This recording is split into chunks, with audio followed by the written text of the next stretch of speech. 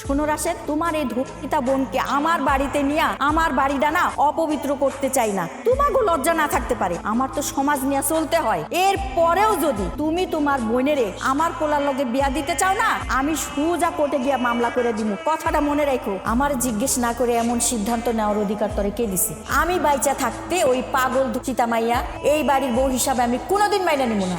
মা, তুমি এসব কি বলছো? হ্যাঁ, আমি মানছি ময়না একজন সহজ সরল মেয়ে, কিন্তু ওর সাথে যেটা হয়েছে তার জন্য তো ওর কোনো দোষ নেই, তাই না? আরে বাবা, তোর চোখে দোষ না ধরা পড়াটাই স্বাভাবিক। তুই তো ভালোবাসায় অন্ধ হয়ে আসস।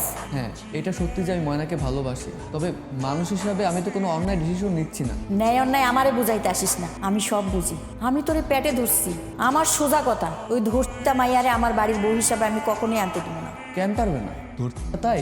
হ্যাঁ, ও ধর্মিতা। আর একটা ধর্মিতা মেয়েকে করুণা করা যায়, ওরে বউ হিসাবে বাড়িতে আনা যায় না। মা, তুমি কেন বুঝতেছো না? আমি ময়নাকে অনেক ভালোবাসি। তোর একটা বার লজ্জা করলো না এই কথা কইতে? হ্যাঁ, আরে ওই মাইয়ারে বিয়া করলে গ্রামের মানুষ ছিছি করবো। আমি কোনোদিন এটা মাইনা নিতে পারুম না। বাহ মা, তোমার পোলার সুখের চাইতে গ্রামের মানুষের কথা তোমার কাছে বড় হয়ে গেল। সমাজে বাঁচতে হলে সবারই নিয়েই বাঁচতে হয়। সমাজ? কিসের সমাজের কথা বলছো তুমি? যেই সমাজ একটা ধর্মিতা মেয়েকে স্বীকৃতি দিতে পারে না, সেই সমাজের কথা বলছো? যেই সমাজ ভালো মন্দ যাচাই করার কোনো ক্ষমতা রাখে না, তুমি সেই সমাজের কথা বলতেছো? আমি তো এইসব সমাজ মানি না। তুই মান আর না মান তাতে আমার কিচ্ছু যায় আসে না। আমি ওই চিতা মেয়েকে এই বাড়িতে বউ করে কোনোদিন আনতে দিব না। ঠিক আছে, তাহলে তুমিও আমার একটা সাফ সাফ কথা জানি না রাখো। আমি বিয়ে করলে ময়নারই বিয়ে করবো। এই পোলার তো মাথা খারাপ হয়ে গেছে। আমি কি করবো, কার কাছে যাবো, কারে কমু যে এই পোলারে বোঝাও? আল্লাহ, আমি কোনোভাবে পোলারে বুঝাইতে পারতেছি না। রাশেদ, রাশেদ, ও রাশেদ! আরে বাড়িতে কেউ নাই নাকি? কোনো সারা শব্দ নাই। আসসালামু আলাইকুম চাচি, ভালো আছেন? হঠাৎ করে আমগো বাড়িতে বসেন না। আমি তোমাকে বাড়িতে বসতে আসি নাই। রাশেদ কই? রাশেদরে ডাকো, রাশেদের সাথে আমার কথা আছে। এই কই গো তুমি? তাড়াতাড়ি আহো না, দেখো কে আইছে। আসসালামু আলাইকুম চাচি আম্মা, আপনি আমাকে বাড়িতে আইছেন? আমি তো যাইতাম, দাঁড়াইছেন কেন? বসতে দাও না। আমি তোমাকে বাড়িতে বসতে আসি নাই, আমি আইছি আমার পোলাডারে বাঁচাইতে। মানে কি কইতাছেন চাচি? মানিকের আবার কি হইলো? মানিকের আবার কি হইলো? কি হয়েছে না হয়েছে সেটা তো তোমাকে অজানা থাকার কথা না। এটা কেমন কথা কইতেছেন? কালকে রাতের বেলা মানিকের লগে আমার দেখা হইলো, বাড়িতে গেল, এই অল্প সময়ের মধ্যে ওর কি হইলো? যা হনের তো রাইতেই হয়েছে। তোমরা তো আমার পোলার মাথাটা কিনা নিছো। চাচি আপনি কি কইতাছেন? আমরা তো কিছুই বুঝতে পারতাছি না।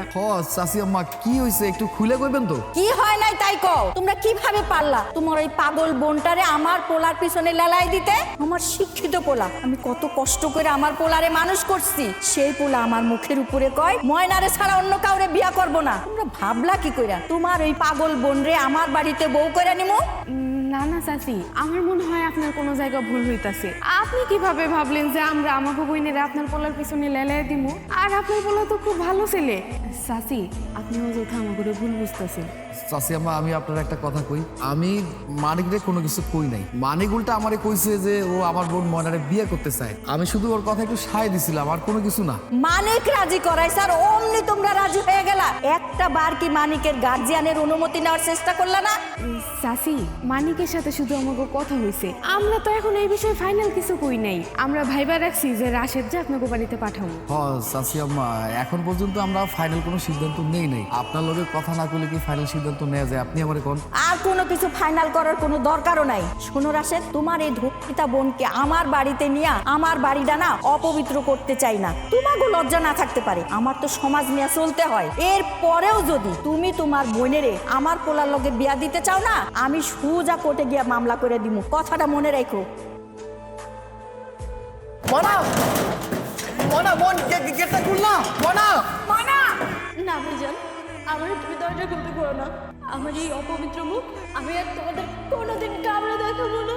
আমি সারা জীবন এই ঘরের